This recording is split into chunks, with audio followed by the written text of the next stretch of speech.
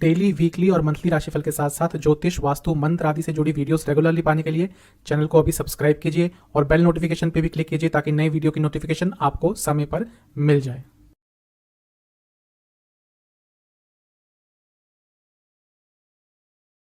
ओम गणेशाय नमः। ओम नमः शिवाय। मैं निखिल ज्योतिष आचार्य आप सभी का मेरे चैनल पर पुनः स्वागत करता हूं। आशा करता हूं आप सभी स्वस्थ होंगे। महादेव की कृपा आप सभी पर सदैव बनी रहे। कि वीडियो कर्क यानी कि कैंसर के लिए अत्यंत महत्वपूर्ण वीडियो है, क्योंकि इस वीडियो में हम बात करेंगे कर्क के लिए फरवरी 2023 के मासिक राशिफल के बारे में। कैसा रहेगा फरवरी 2023 ये महीना कर्क के लिए। जीवन की जितनी भी प्रमुख चीज़ें होती हैं, general predictions, career, business, love life, married life, students, सेहत, इनकम, इन्वेस्टमेंट, हर चीज़ पर चर्चा होगी और कुछ उपाय भी अवश्य बताऊंगा। कहाँ से देखिए राशिफल। जैसा मैं कई बार कहता हूँ, राशिफल केवल गोचर पर आधारित होते हैं, आपकी पर्टिकुलर कुंडली का विश्लेषण नहीं होता।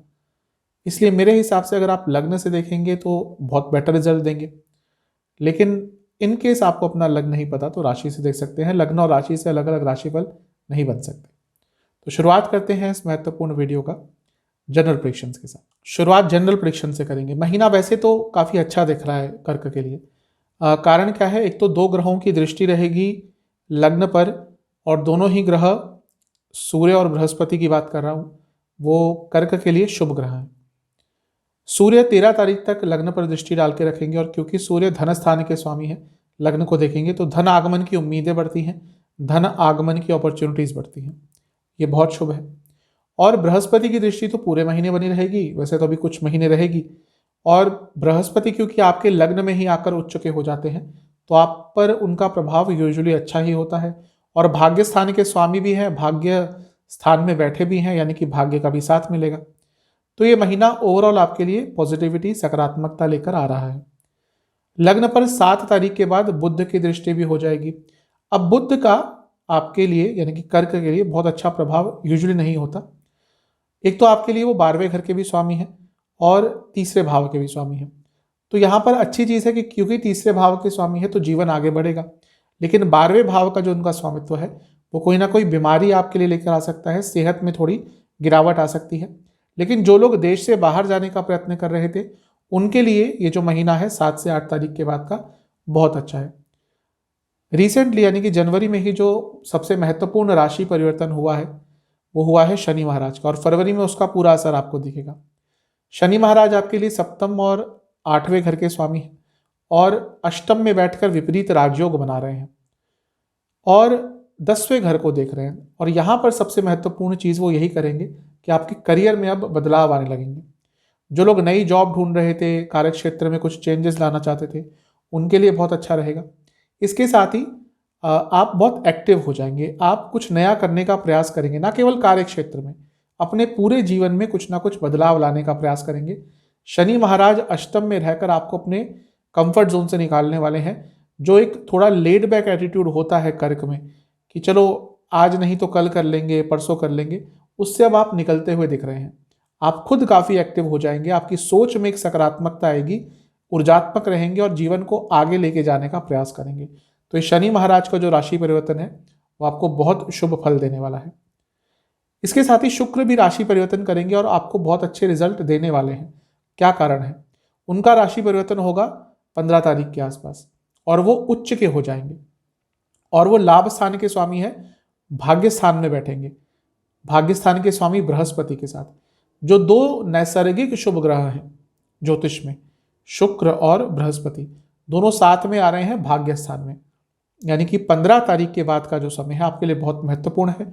कुछ बड़ा करने जा रहे हैं जीवन में, उसकी शुरुआत हो सकती है, उसमें भाग्य का साथ मिल सकता है, वो चीज़ें आपके हिसाब से जाएंगी। तो ये महीना कर्क के लिए बहुत महत्वपूर्ण दिख रहा है, अच्छे अच्छे प्रभाव मिलेंगे। मंगल भी क्योंकि अब मार्गी हो चुके हैं और मंगल आपके लिए योग कारक है, लाभ स्थान में बैठे हैं। जो पैसा रुक रहा था, जो धन रुक रहा था, जो कार्य अटक रहे थे, जो इच्छाएं अपूर्ण रह रही थी, उन सब संबंधों में आपको इस महीने में कुछ ना कुछ अच्छा देखने को अवश्य प्राप्त होगा। कुछ विशेष योगों की बात कर लेते हैं। शनि महाराज द्वारा विपरीत राजयोग बनेगा, ये आपको बहुत अच्छे रिजल्ट देने वाला है। और इसके साथ ही सर्प नाम का नाभस योग बनेगा, ये भी कहीं ना कहीं आपको थोड़ा सा शुरुआती समय में मुश्किल में डालेगा, लेकिन जैसा मैंने कहा कंफर्ट जोन से निकलने वाले हैं कर्क लग्न कर्क राशि के जातक, और अपने जीवन को आगे बढ़ाने वाले हैं। तो ये महीना बहुत अच्छा है, मेहनत भरा महीना है, इस महीने का लाभ उठाइएगा। पॉजिटिव्स क्या हो सकते हैं इस महीने के? जो मैं कंफर्ट जोन की बात कर रहा हूँ, आप सच में अभी अभी से आपको उसका आभास होना शुरू हो गया होगा। मन में बहुत आ रहा होगा कि नहीं, अभी बहुत कुछ करना है। और ये चीज़ जब व्यक्ति के मन में आ जाती है, तभी वो नई संभावनाएं ढूंढता है, तभी वो नई संभावनाओं पर काम करता है और जीवन में सफलता पाता है। अच्छी चीज़ दिख रही है। नया नॉलेज गेन करने का आप प्रयास करेंगे, कुछ नया सीखने का प्रयास करेंगे, सेहत पर काम करना शुरू कर देंगे। अगर आपकी सेहत खराब चल रही थी तो उस पर काम करना शुरू कर देंगे।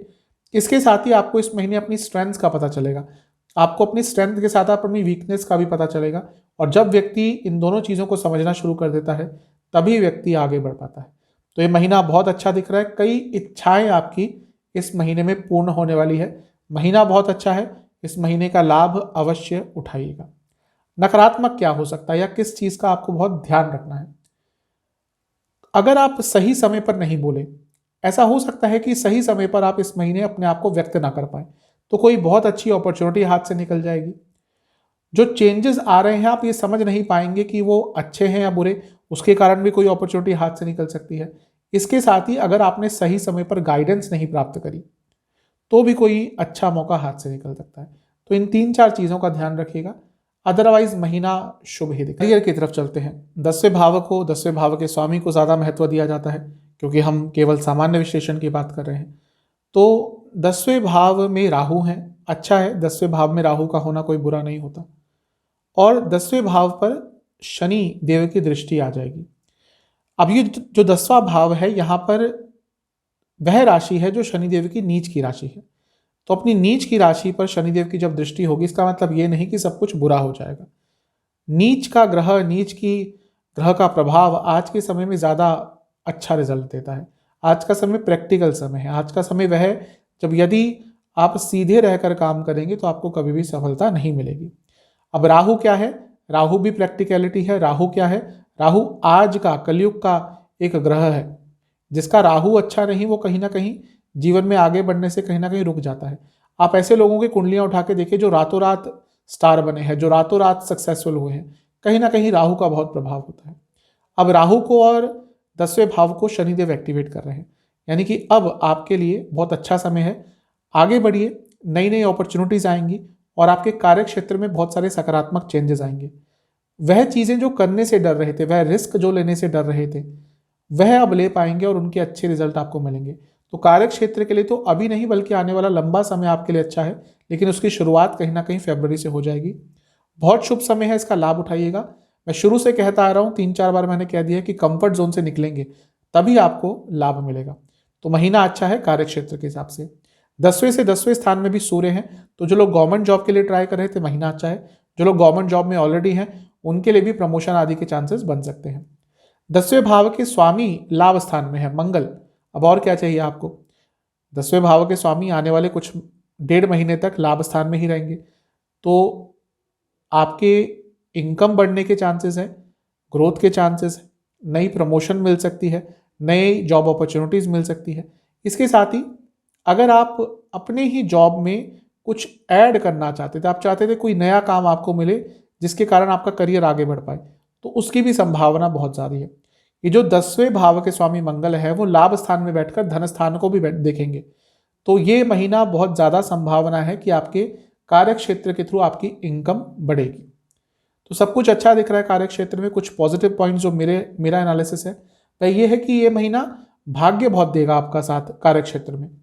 बॉसेस से जो वाद विवाद चल रहे थे वो सॉल्व होंगे और मैनेजमेंट का साथ भी आपको इस महीने प्राप्त होगा।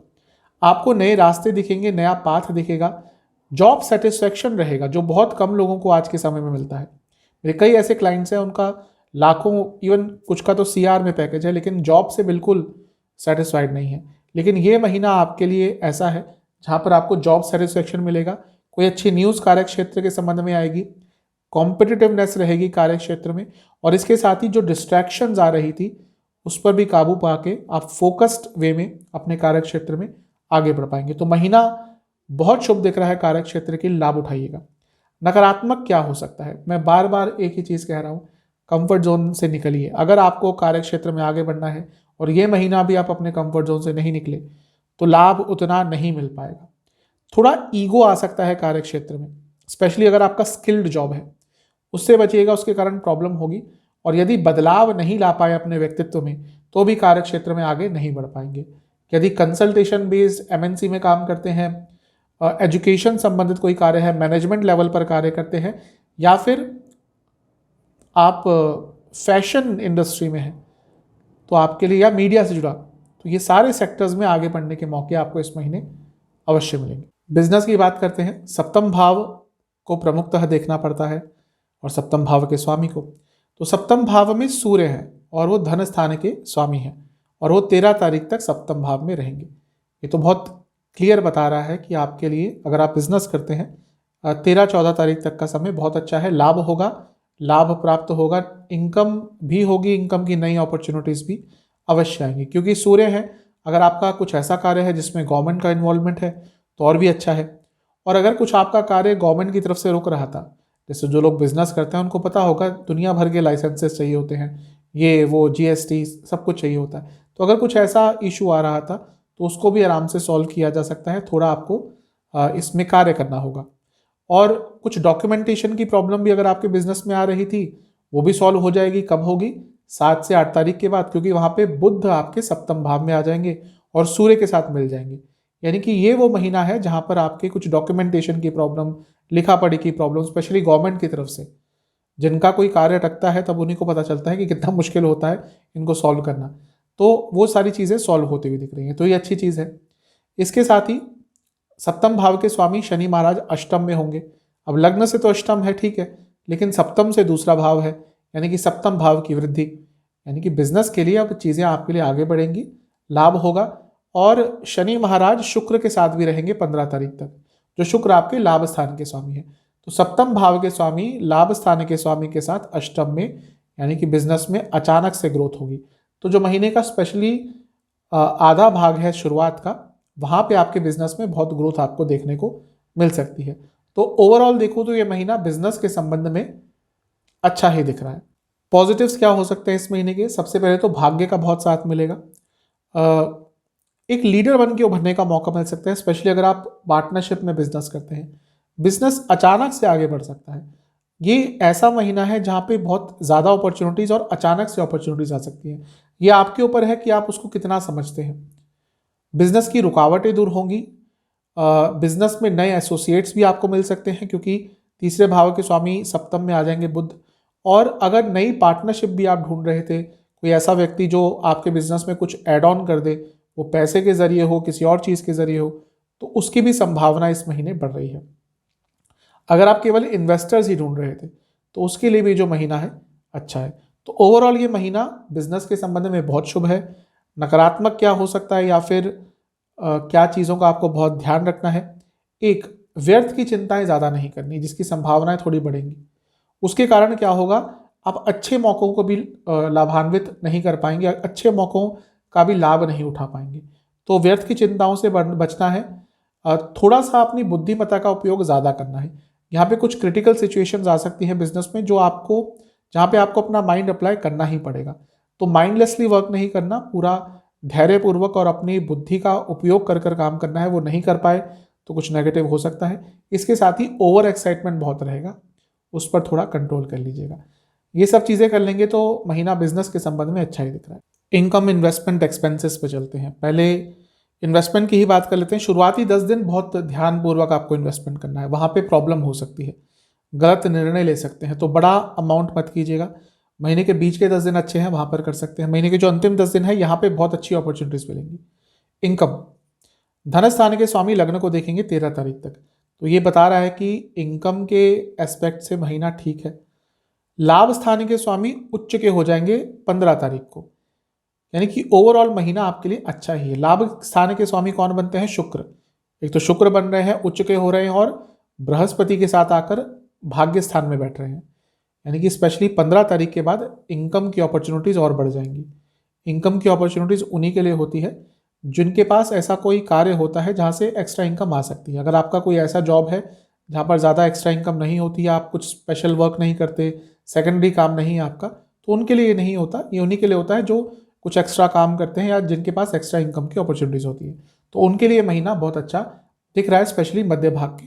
खर्चों की बात करते हैं। खर्चे थोड़े से आपके इस महीने बढ़ते हुए दिख रहे हैं। कारण यह है कि जो लाभ स्थान के स्वामी हैं, वैसे तो वो इच्छाओं का स्थान भी है, लेकिन वो शुक्र भी बनते हैं और वो शुक्र चौथे भाव के भी स्वामी हैं और वो उच्च के हो जाएंगे। तो जैसे जैसे महीना आगे बढ़ता रहेगा आपके खर्चे बढ़ते रहेंगे।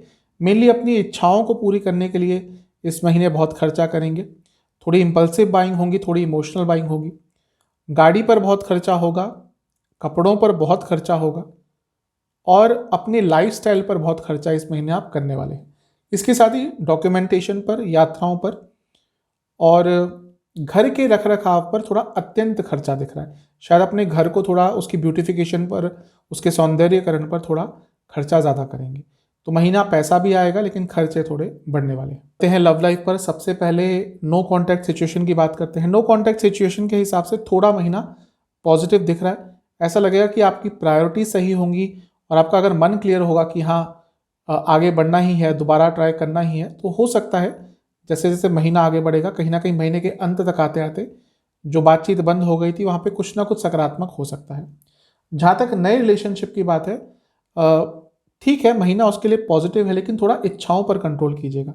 थोड़ा आवेग में आकर, एक्साइटमेंट में आकर कुछ गलत भी कर सकते हैं, इसलिए चीज़ों को धैर्यपूर्वक आगे बढ़ाइएगा।